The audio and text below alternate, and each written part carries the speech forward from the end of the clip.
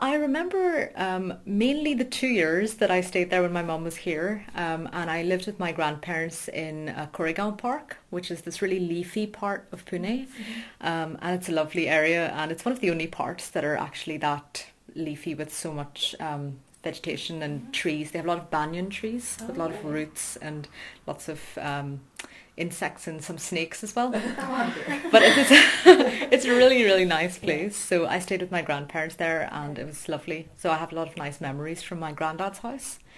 And actually, that's my granddad and my grandmother. So I lived with them, and my aunt and uncle as well lived in the same house at that time, and now they're living in Canada. Do you want to tell us a little bit about your grandparents then? You have your photos there, so. Yes, my granddad was called Jai Singh Rao, and my aunt was Neela Aji.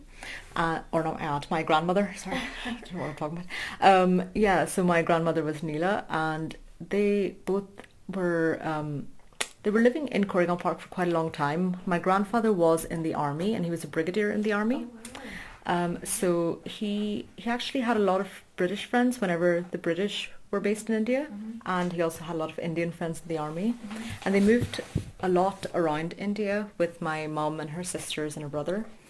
So they've been living in quite a few different parts of India, and they settled in Pune then, and I was born in Pune, so we always stayed with them whenever they were in Pune. Okay.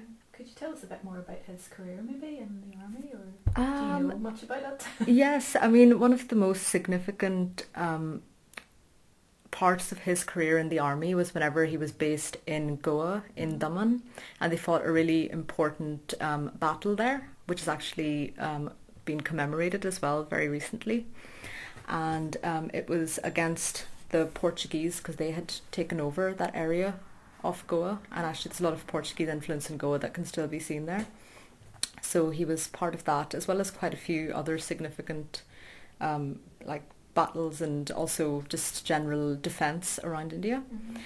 And he was born in Kolhapur, which is not too far from Pune. Now it's connected a bit better, but it's more rural.